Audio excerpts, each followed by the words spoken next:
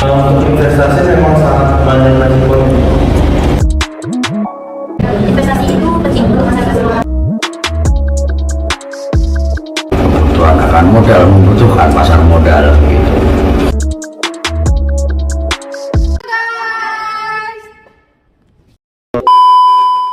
Give it to me like.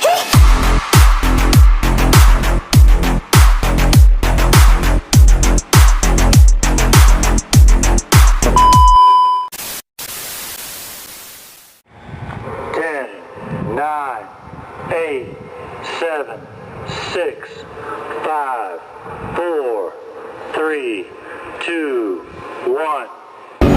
Baik teman-teman, hari ini kami sedang bersama Bapak Kayarisman yang akan kita wawancarai terkait pasar modal syariah. Baik Bapak, mohon izin ya. Terima kasih sudah meluangkan waktunya.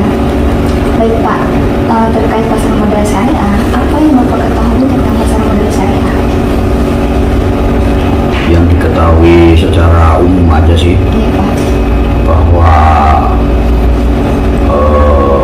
kebutuhan akan modal membutuhkan pasar, kan sesederhana itu aja gitu. Nah, kebutuhan akan tenaga kerja membutuhkan pasar tenaga kerja, kebutuhan akan modal membutuhkan pasar modal gitu.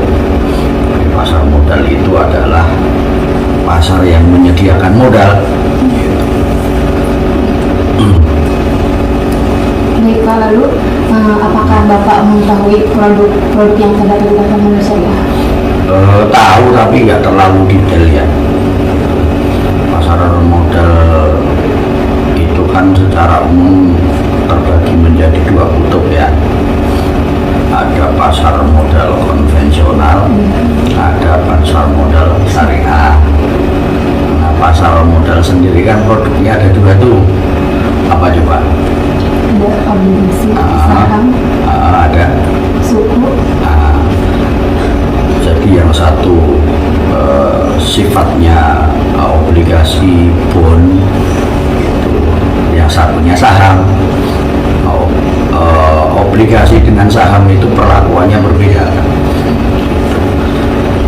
Ya itu aja produknya. Kalau yang syariah kan berarti yang sukuk itu yang syariah gitu. Ada obligasi yang non syariah kan, yang konvensional berarti kan. Sebatas itu aja. Nah, terus kan produk obligasi ada seperti itu Pak. Bapak ini sekarang berinvestasi dari pasar modal syariah? Belum. Terus kalau misalnya menurut Bapak ya, apakah semua orang ini bisa berinvestasi di pasar modal syariah? Sangat bisa sekarang mah. Kalau dulu orang mau berinvestasi itu mahal. Investasi saham itu mainan menengah ke atas dulu. Sekarang pakai uang 100.000, 200.000 udah bisa kita jual beli saham. Sekarang sudah memungkinkan begitu. Era teknologi kayak ini, anak-anak mahasiswa udah bisa mainan. Hanya saya tidak berminat, itu doang. Itu masalahnya. Jadi bukan ke arah mungkin dan tidak mungkin. Jadi kalau ditanya belum berinvestasi emang belum gitu. Karena kan minat untuk investasi kan motifnya dua. Setidaknya ya, pertama motif untuk mendapatkan bagi hasil itu yang seharusnya motif orang beli saham itu mendapatkan bagi hasil dari perusahaan. Nah, motif yang kedua mendapatkan selisih dari hasil jual beli saham. Nah, yang sering terjadi sekarang kan yang kedua, yang orang jual beli saham, beli sekian jual sekian dapat untung sekian, itu yang sekarang. Lalu apakah menurut Bapak investasi itu penting untuk masa depan? Sangat penting. Investasi itu sangat penting. Investor itu menduduki kasta tertinggi di dalam bisnis. Benar kan? Iya. Invest. Yang paling bawah itu apa? Pekerja. Kerja itu ya buruh, ya karyawan, ya PNS, ya TNI, ya Polri, itu pekerja semua. namanya pegawai, pekerja, employee. Di atasnya itu ada entrepreneur. Entrepreneur itu sudah di atas karyawan. Tapi ada yang namanya entrepreneur itu kalau dia tidak bekerja, dia tidak mendapatkan penghasilan. Kalau dia tidak berusaha, dia tidak mendapatkan pendapatan. Kalau dia nggak jualan, dia nggak dapat revenue, kan gitu. Itu namanya bukan entrepreneur, itu self employee. Jadi wirausaha tetapi belum punya karyawan. Nah, yang di atasnya itu entrepreneur. Entrepreneur itu dia sudah punya karyawan. Gitu. Yang pegel siapa? Karyawan. Tapi kan dia bisa menggaji karyawan. Gitu. Jadi entrepreneur dia memanfaatkan SDM untuk mendapatkan hasil. Kalau dia sakit, usaha tetap jalan. Nah, investor itu di atas entrepreneur. Kenapa? Yang menyediakan modal untuk si entrepreneur itu siapa? Investor. Gitu. Investor nggak pegel, nggak, tinggal dia menyediakan modal doang. Kamu punya usaha apa? Nah, punya usaha ini Pak, saya dagang cilok. Oke, saya kasih investasi 100 juta.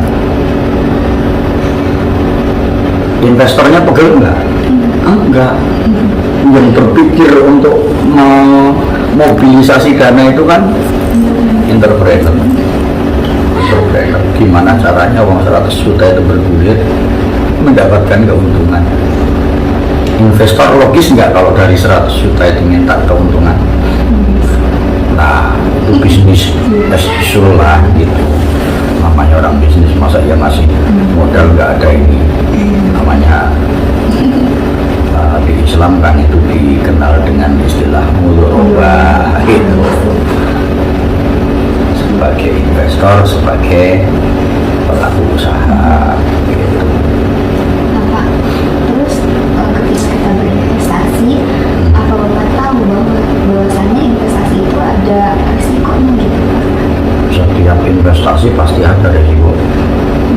Terus Pak, kalau misalnya nih ya, ada pelatihan gitu kayak tentang pasar syariah, Bapak berminat nggak untuk ikut pelatihan itu?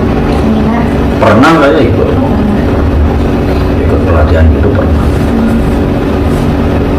Ya setidaknya kan itu ilmu ya, nggak ada ilmu yang sia-sia. Informasi apapun itu sifatnya pengayaan gitu. Mau pelatihan yang sifatnya sepele-sepele tak apa gitu tuh kadang-kadang saya suka iseng, suka ikut gitu. Karena apa? Ilmu nambah informasi.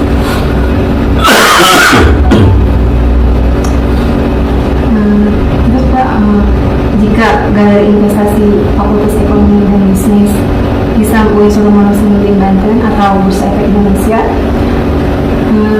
kantor perwakilan Banten itu mengadakan kegiatan edukasi atau literasi mengenai pasar modal syariah, apakah Bapak berminat gitu ya dan bersedia untuk mengikuti kegiatan tersebut dan apa sih membuka rekening di pasar modal tersebut? Bicara minat atau tidak kan tergantung kita ngomongin bisnis nih ya. Ngomongin bisnis, apa manfaat yang saya peroleh dengan saya ikut itu? Logikanya gitu, sederhana aja. Apa yang bisa ditawarkan sama Bursa Efek terhadap kegiatan itu? Apakah saya mendapatkan training untuk bisa berbisnis saham secara baik dan benar, atau saya hanya sekedar maaf mau fundraising doang, dia mah ngumpulin duit doang dari apa investor kecil-kecil. Misalnya saya investasi 1 juta, 1 juta kali 1000 orang berapa? 1 juta kali 1000 orang. Logis enggak? Itu satu kampus 1000 di UIN misalnya 100 orang, ada 10 kampus sudah 1000 orang kan. Gitu. Nah, tergantung itu tadi gitu. Apa yang saya benefit, apa yang saya dapatkan dari kegiatan itu, pelatihan apa, bimbingan apa, kemudahan apa yang saya dapatkan, itu kan tergantung banget. Minat mah minat aja, ya gitu-gitu. Masa ditawarin duit nggak mau? Iya, betul. Logikanya kan simpel, ya itu gitu aja, bisnis mah gitu. Baik, baik, sekian dari wawancara kami bersama Bapak Karisma. Terima kasih Bapak yang sudah Sama-sama, mudah-mudahan bermanfaat. Amin. Baik, kami sekian. Assalamualaikum Warahmatullahi wabarakatuh. Waalaikumsalam. Ya, sama-sama. 3, 2, 1. Teman-teman, di sini kami sudah bersama responden dari mahasiswa angkatan 2019 yang bernama Kak Haris. Di sini kami akan mewawancarai mengenai pasar modal syariah. Oke, apakah yang Kakak ketahui mengenai pasar modal syariah?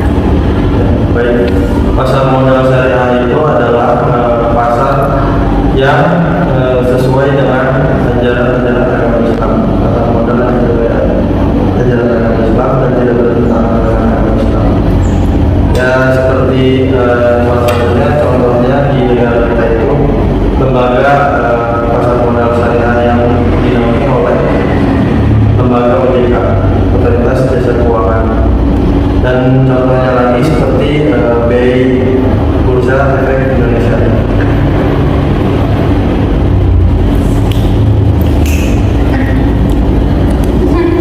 Oke, untuk pertanyaan yang kedua yaitu, apakah Anda mengetahui produk-produk yang terdapat di pasar modal syariah itu? Nah, untuk produknya yaitu seperti contohnya ya reksadana syariah, investasi syariah, terus ada efek keragunan aset syariah, sukuk juga ada di situ dan masih banyak lainnya. Oke. Kalau belum tahu, apakah memiliki investasi pasar modal syariah? Untuk saat ini sih saya belum ya.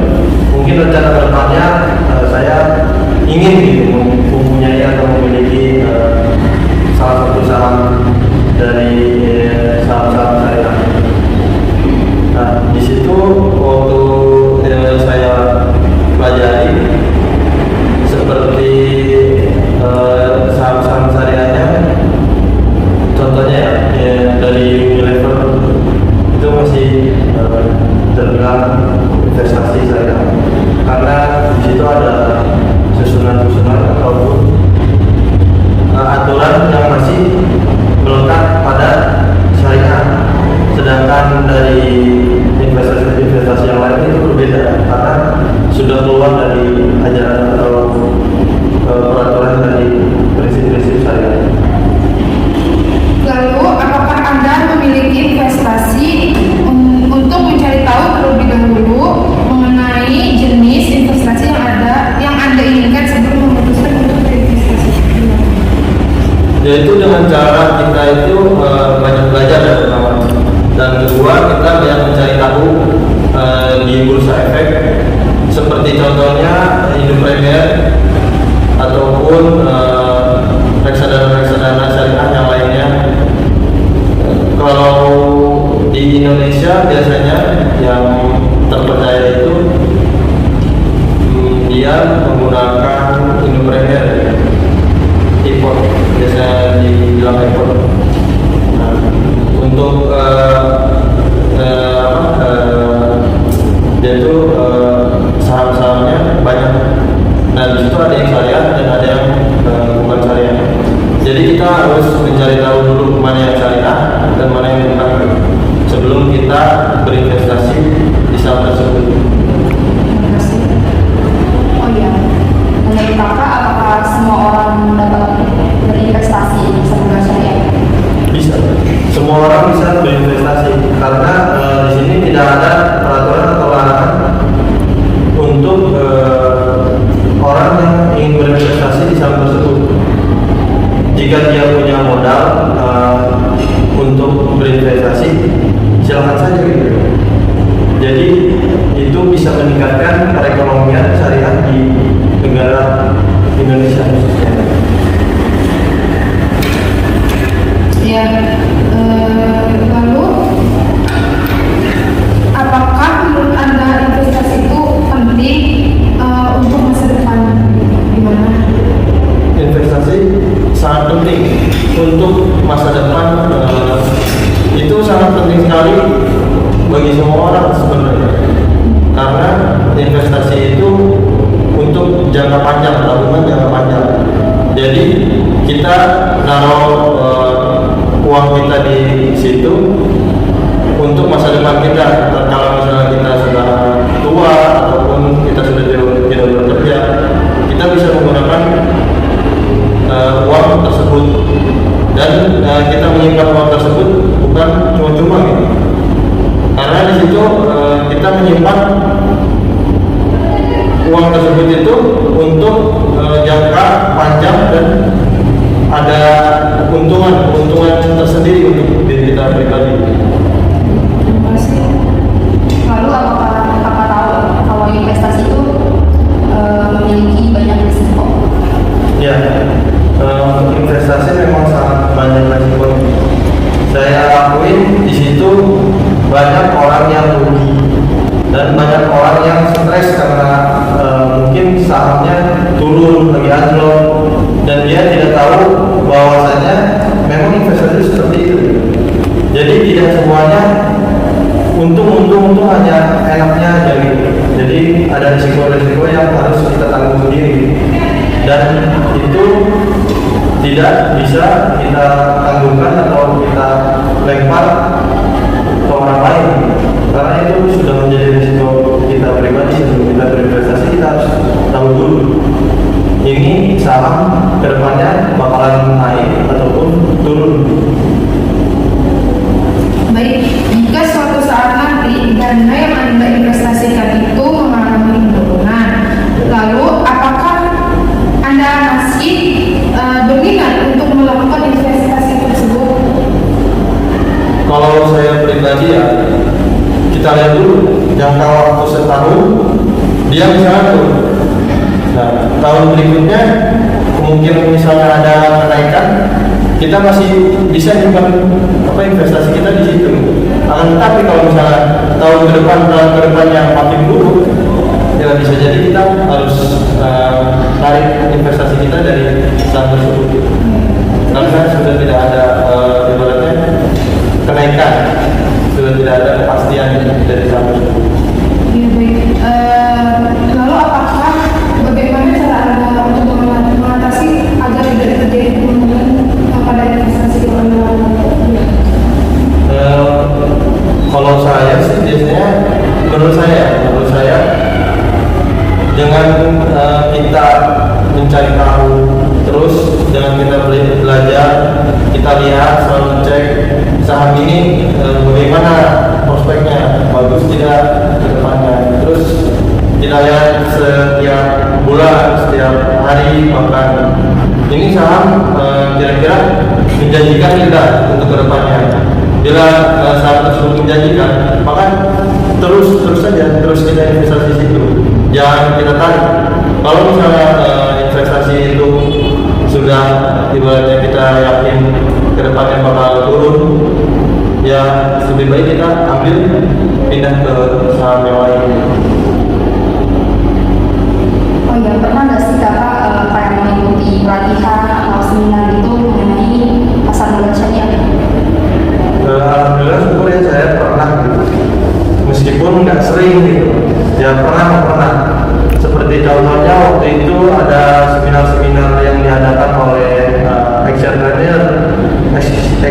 Trainer dari Fakultas PFM kalau nggak perbankan, saya lupa itu. Nah di situ dia mengundang motivator ulung, siapa itu? Pokoknya dia udah biasa ikut seminar-seminar gitu kan. Nah saya juga sempat mempertanyakan di situ bagaimana cara kita berinvestasi di suatu tempat yang di situ bisa kita percaya gitu. Jadi kita tidak tertipu, karena kan banyak investasi bodong sekarang ini. Banyak yang melapor, oh investasi saya menjanjikan, tapi kan tahu kita bagaimana gimana. Jadi saya masih bertanya-tanya, dan akhirnya saya ikut seminar itu, akhirnya saya bisa bertanya tersebut kan. Dan beliau menjawab, seingat saya gini, kita kalau ingin berinvestasi sebaiknya kita cari tahu dulu kebenaran, karena zaman sekarang ini kan zaman modern. Jadi sehingga banyak orang-orang yang mengatasnamakan ini, mengatasnamakan itu, terus akhirnya kita tertipu dan kita sendiri yang rugi. Maka itu kita harus mencari tahu dulu, banyak belajar, jangan sampai salah langkah lah itu. Mungkin ada satu hal yang ingin saya tanyakan. Jika dari investasi pada Fakultas Ekonomi dan Bisnis Islam di UIN itu di UIN Sultan Maulana Hasanuddin Banten atau Bursa Efek Indonesia, kantor perwakilan Banten itu mengadakan kegiatan edukasi, nah atau literasi yang mengenai pasar modal syariah. Lalu, apakah Anda akan berminat dan bersedia untuk mengikuti kegiatan tersebut dan membuka rekening efek di pasar modal syariah? Bagaimana? Menurut saya, jika saya ada modalnya, ada uang lebih, saya pun pasti ingin gitu investasi ke salah satu saham-saham syariah atau yang ada di Bursa Efek Indonesia. Akan tetapi berhubung saya ini yang masih pelajar mungkin ya ngerti lah, kalau misalnya udah bekerja ataupun udah punya usaha mungkin bisa lah kita sisihkan uangnya sedikit demi sedikit untuk nabung, dan kita bisa ikut investasi yang diadakan oleh mungkin kampus UIN ataupun BI Banten itu. Ya saya mungkin ada berminat ke situ juga. Oke. Terima kasih. Mungkin itu saja wawancara yang kita lakukan kepada responden kita pada hari ini, Muhammad Haris. Terima kasih atas waktu yang Anda luangkan. Selebihnya kita mohon maaf. Wassalamualaikum warahmatullahi wabarakatuh. 3, 2, 1, jump! Assalamualaikum warahmatullahi wabarakatuh. Baik, kami sekarang sedang bersama responden kami dari angkatan 2021, yaitu Cecilia. Kami akan mewawancarai mengenai seputar pasar modal syariah. Langsung aja pertanyaan yang pertama, yaitu apakah Anda mengetahui mengenai pasar modal syariah? Kalau yang saya tahu, pasar modal syariah itu sendiri adalah ruang lingkup atau tempat di mana bertemunya para investor dan para pencari modal untuk usaha mereka, serta tempat di mana kita dapat menemukan modal yang sesuai dan tepat untuk usaha yang akan kita jalankan. Yang kedua, apakah Anda mengetahui produk-produk yang terdapat di pasar modal syariah? Produk seperti obligasi, reksadana, investment itu sendiri,